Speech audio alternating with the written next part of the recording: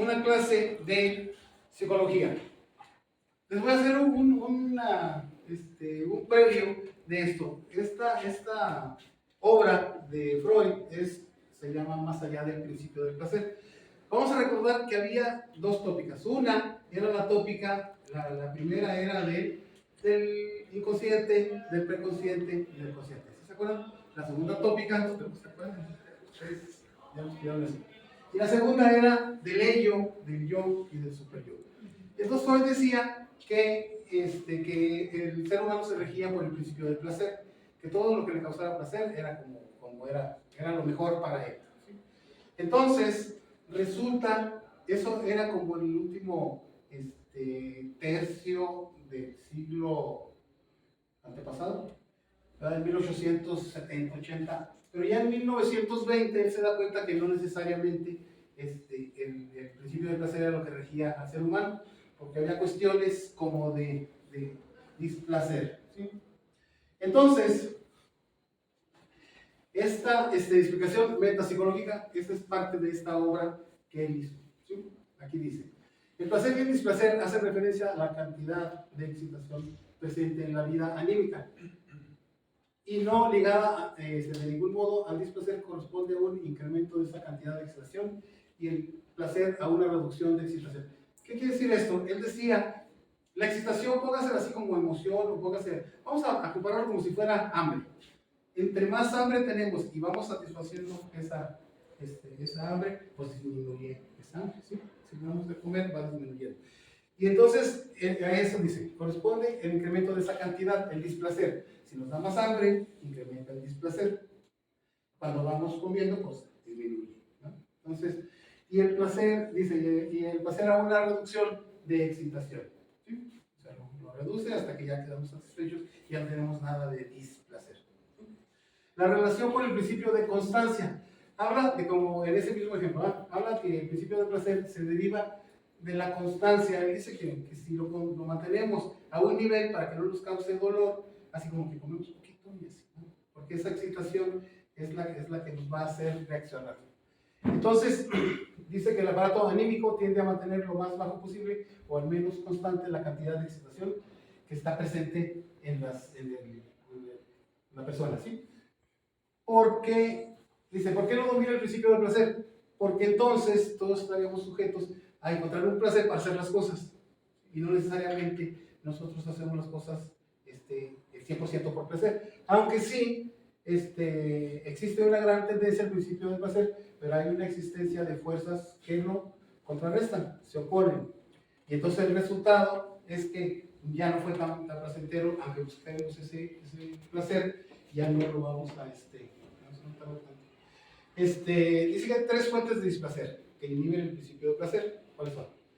Es propio de pulsiones sexuales y del modo de trabajo primario, pero es inutilizable y peligroso para la autopreservación del organismo. Entonces, es relevado por el principio de realidad. O sea, nosotros queremos una cosa. ¿Se acuerdan del yo y del ello? El ello siempre va a querer todo, ¿verdad? Que nos satisfagan en ese momento, y el yo es el que le pregunta al superyo y el superyo dice, no puedes, ¿verdad? No quiero. Entonces, así como si Dios quiere y dice, no quiero. Así, igual. Entonces, dice que eso le va a causar displacer el que no se le cumplan lo que le está pidiendo. La segunda tiene que ver con ciertas funciones que resultan inconsiderables para el yo. Es igual, o sea, no. Yo si quiero algo, quiero hacerle caso al ello, pero el superior me dice que no. O sea, no es posible realizarlo y entonces ya va a causar ese displacer. Y la tercera es el displacer que sentimos que proviene de percepción, causado por exigencias funcionales insatisfechas o frente a amenazas de peligro. Eso es lo siguiente. Neurosis traumática, estado que sobreviene ante situaciones donde hubo riesgo de muerte, como accidentes. Cuando nosotros hemos estado en riesgos, él hablaba más bien en aquel entonces de las guerras, cómo quedaban traumados por las guerras, y entonces ahora lo traducen en esto. Bueno, entonces, si estamos en una situación de riesgo, de peligro, en la que no estamos preparados, de ahí parte él. Va a generar neurosis traumática. Como el terror es el factor sorpresa cuando se corre peligro sin estar preparado. Ok, la melancolía. La hipocondria. ¿Sí se acuerdan la hipocondria, va? Es que creen que están enfermos de todo y siempre están viendo a ver qué. A todo le atribuyen esa situación. Bueno, ese o el otro. De todos modos, dele así, para allá y para acá, ¿eh? Sí. ¿Sí? Porque ahorita que estaba viendo, sí, bueno. Habla de terror, miedo y angustia. Dice que el terror es el factor sorpresa, estado en que se cae cuando se corre peligro sin estar preparado. Por ejemplo, en una situación de peligro, de riesgo, que alguien llegue, por ejemplo, ustedes en un restaurante lleguen a asaltar o algo así, es una situación en la que no estamos preparados, pero eso es lo que nos va a causar terror, ¿no? O que nos pongan un arma, que nos apunten con un arma, o que nos detengan el agente de tránsito cuando van en estado de ebriedad. Entonces sería angustia. Pero bueno, el miedo se refiere a que se le tiene miedo a un objeto determinado. ¿Sí? Nosotros tenemos muchas fobias, entonces a eso se refiere. Es ese miedo a las cosas que sí conocemos, pero que nos producen miedo. ¿Sí? A los payasos, a las serpientes, a las arañas, ¿sí? A las personas, a la mamá, al papá. Entonces, y la angustia es la expectativa frente al peligro y reparación ante él, aunque esté en peligro desconocido. La angustia es esa. Así que van en estado de ebriedad, manejando y que no me pare, que no me pare. Y esa cosa, igual. Así, esa es la diferencia entre esos. Todo eso que les estoy diciendo es lo que causa displacer, que no estaba contemplado por Freud entonces cuando decía, no, lo único que buscamos es el placer, ¿verdad? El principio del placer.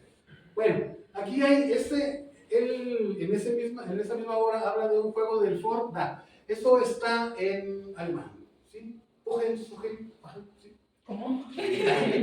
Así dice la ruta, ¿no? No pujen, sujen. Ese es alemán. Puro. Entonces, este juego del Ford, resulta que él tenía una hija. Este Ford tenía una hija que se llamaba Sofía.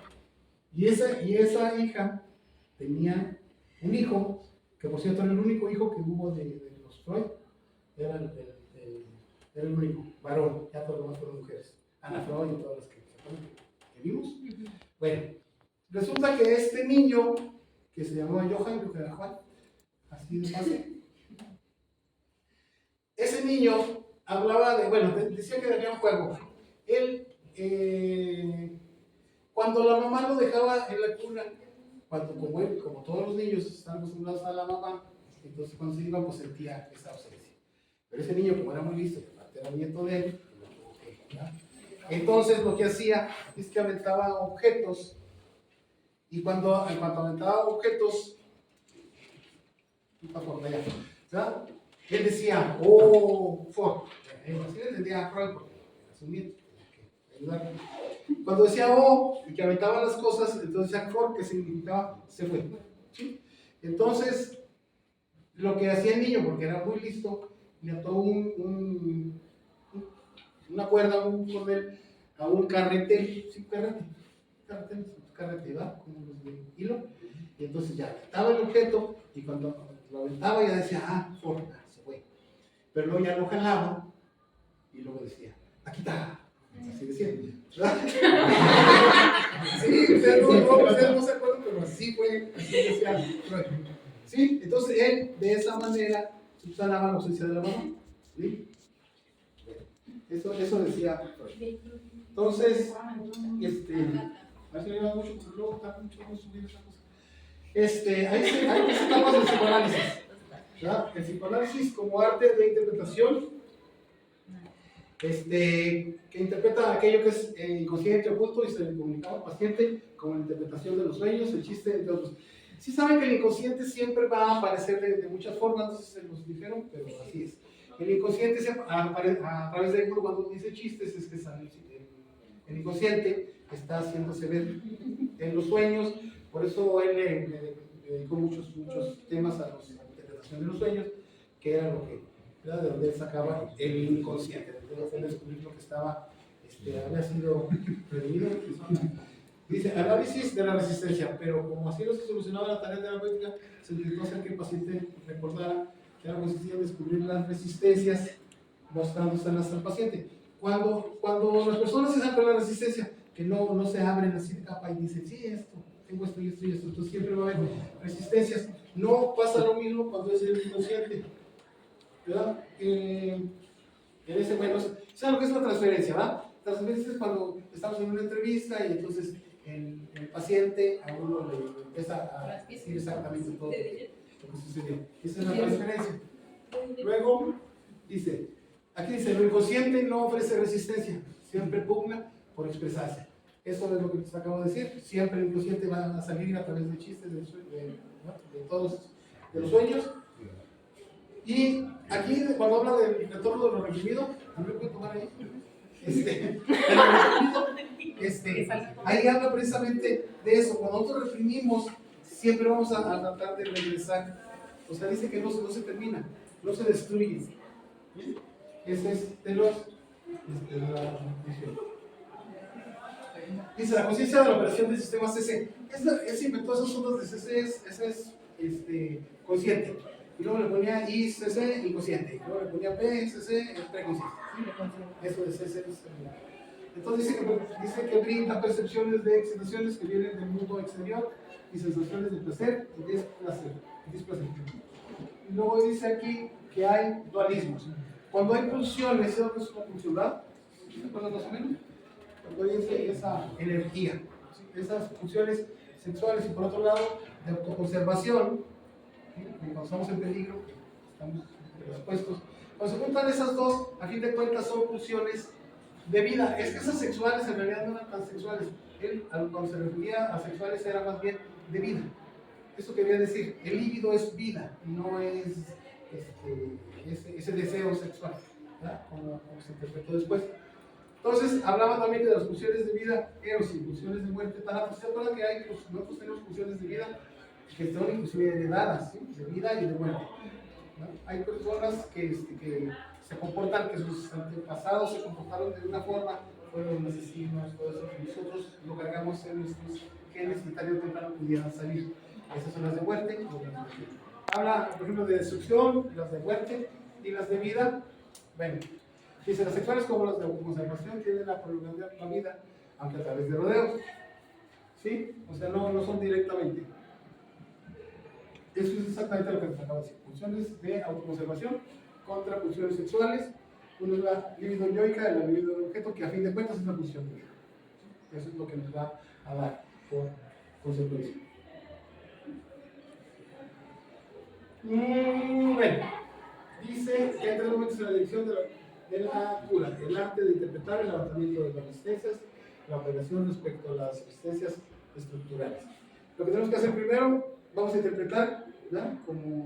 Como terapeutas, interpretar lo que nos está diciendo el paciente, y después hay que quitar todas esas resistencias que están poniendo, y después ya la operación respecto a las resistencias estructurales. Ya vamos a ver exactamente por qué hay esas resistencias. Sí.